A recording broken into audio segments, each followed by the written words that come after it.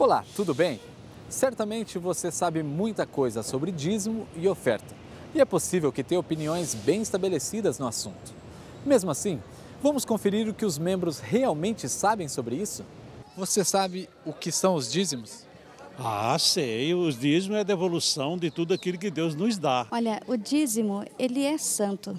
Esse dinheiro é para que a obra tenha o avanço que Deus deseja pregar a todas as pessoas. Dízimo é uma forma da gente retribuir a Deus as bênçãos que eles dão para nós.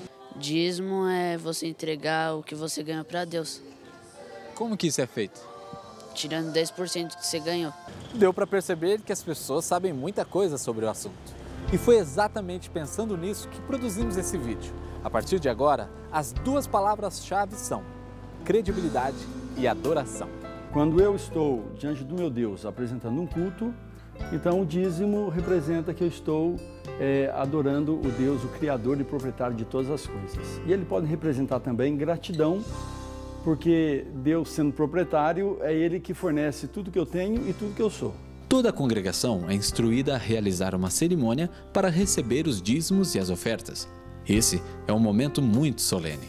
Então, quando vem o diácono e coloca diante de você a salva, você diz: oh meu Deus, obrigado por essa oportunidade de eu estar agradecendo, te reconhecendo como o Senhor da minha vida. Está aqui o meu dízimo, está aqui a minha oferta, meu Deus. Obrigado. E você adora a Deus, você não paga uma conta com Deus, você adora a Deus através do dízimo e da oferta. Após o recolhimento, o dinheiro é contado pela equipe da tesouraria. Como você está vendo, além das moedas e das notas, existem envelopes para serem conferidos. Essas moedas e essas notas são ofertas, mas o dinheiro colocado nos envelopes pode ser oferta ou dízimo. A pessoa que coloca o dinheiro no envelope deve escrever nesse papelzinho o valor e a sua categoria. Mas você sabe a diferença entre oferta e dízimo? Não existe nenhum relato bíblico que estipule o valor da oferta. Ela é voluntária e representa gratidão e amor a Deus. De todo o valor arrecadado em ofertas na igreja, 20% vão para o evangelismo mundial e são administrados pela sede mundial da Igreja Adventista. 10% vão para projetos de desenvolvimento na APL, como construção de igrejas.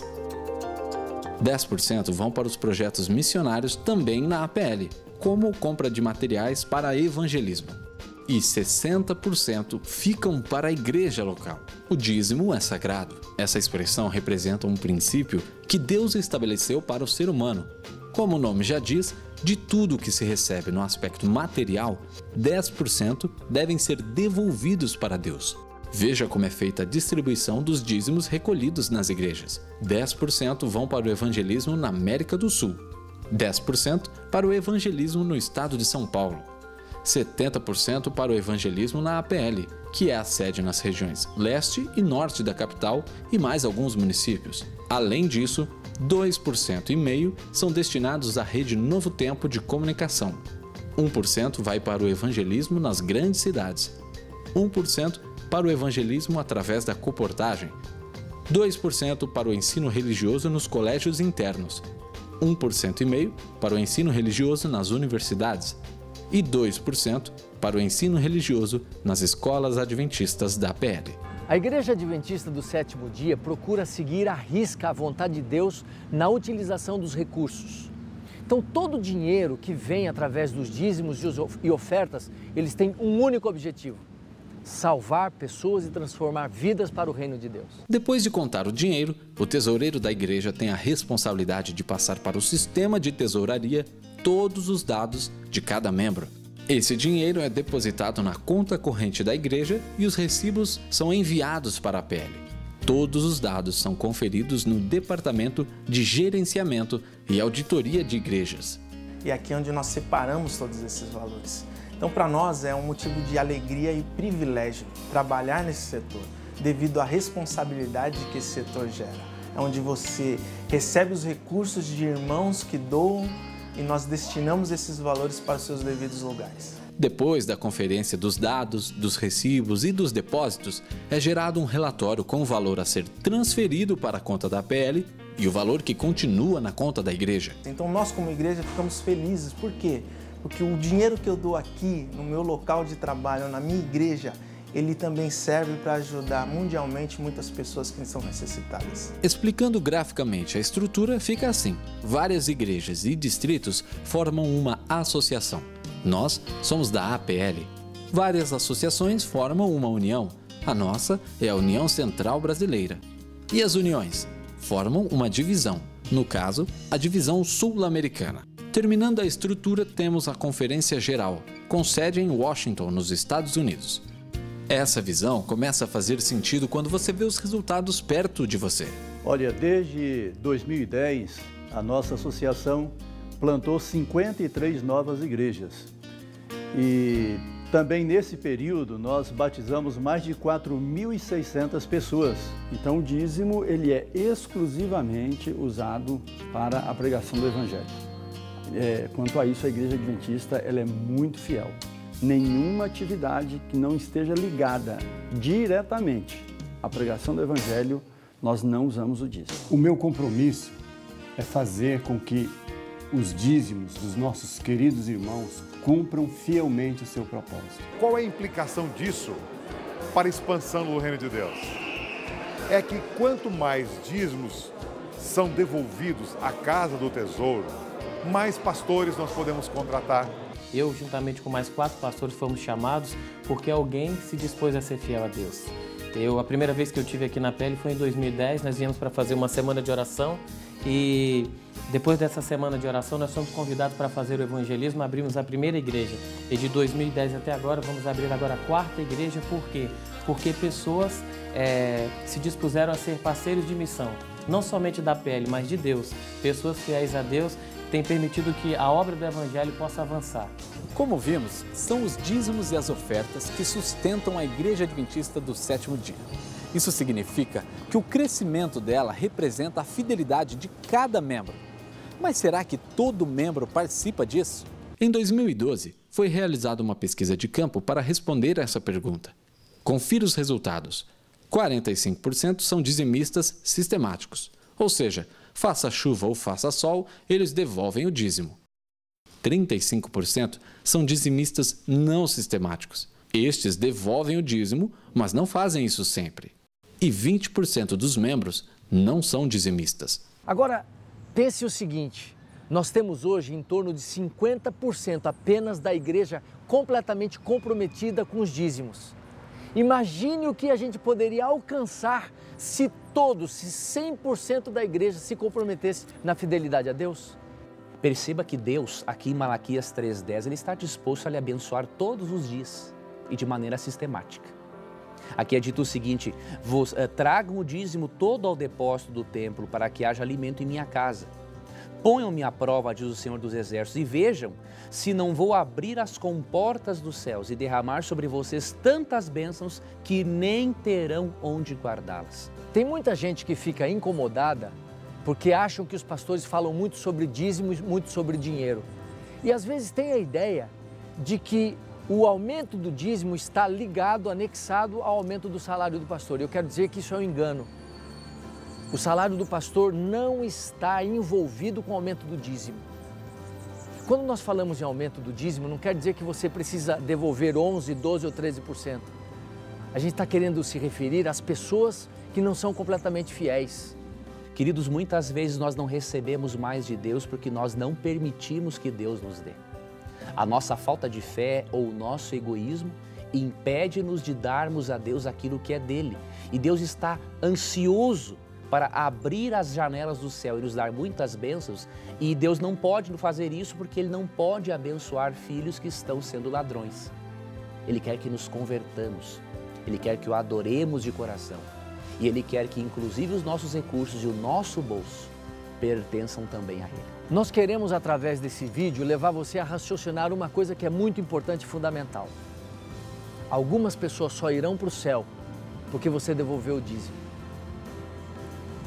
Eu fico imaginando as milhares de pessoas que estão esperando o Evangelho chegar.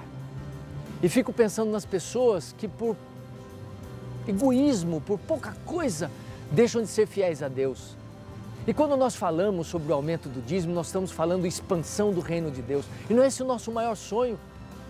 O nosso maior sonho é ver Jesus voltando em breve, mas isso não vai acontecer enquanto a mensagem não chegar. Então, quando nós falamos de dízimo e de dinheiro, nós falamos das condições para que o Evangelho avance.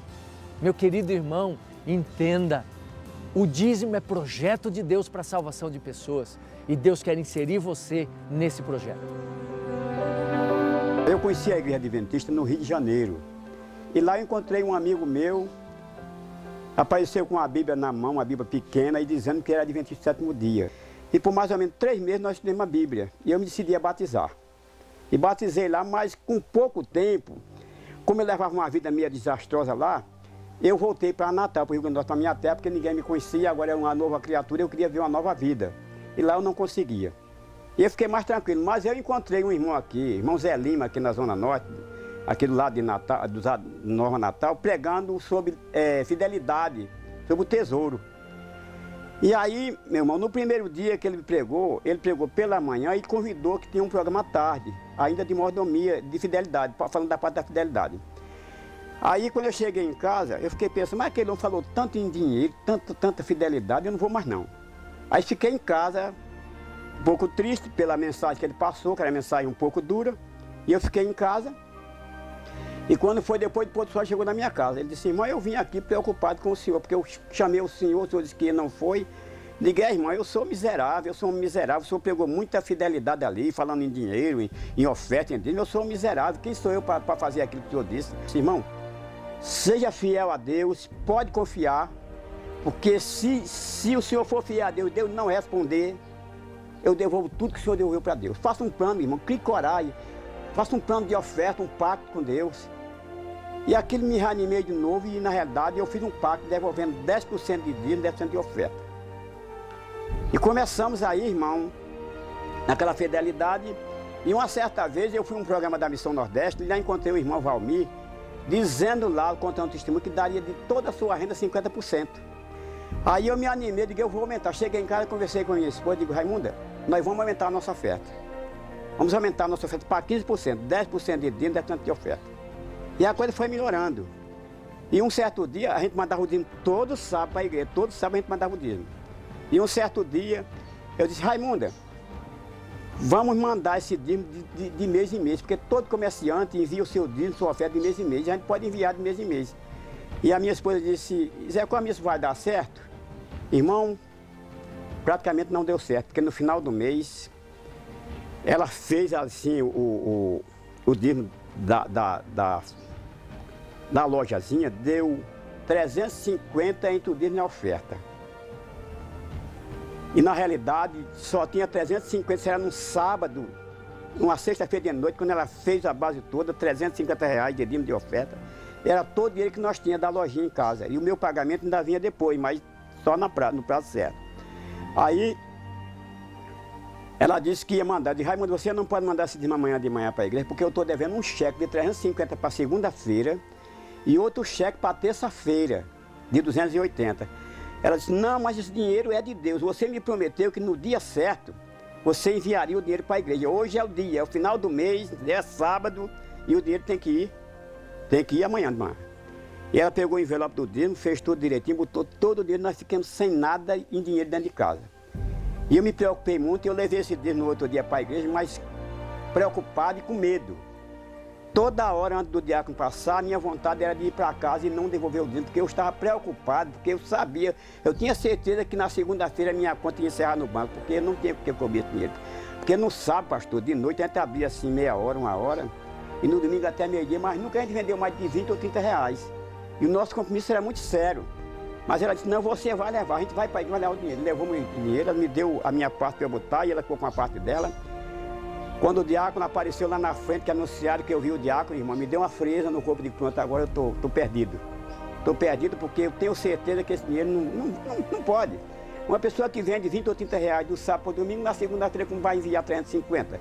E ter alguma coisa, recurso já preparando para na terça-feira enviar mais 280.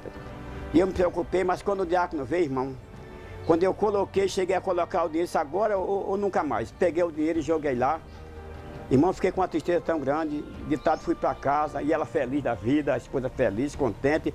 E quando eu falava nisso, que isso era o que eu falava, ela dizia, Deus proverá, Deus proverá. Eu digo, mas como que Deus proverá? Dinheiro é dinheiro, no céu não tem dinheiro não. Deus proverá. Digo, eu sei que minha conta vai se fechar segunda-feira. Irmão, viemos para casa, quando foi no domingo, no sábado à noite, nós abrimos o comércio. O senhor pode acreditar, não apareceu um cliente, nem para pagar o que estava devendo, que às vezes vinha um pagar 10, outro 20 reais e tal. Porque o nosso comércio era pequenininho, era coisinha pouca. Mas quando foi no domingo de manhã, eu me levantei bem cedo, disse, Raimundo, eu vou sair de casa, batalhar as 350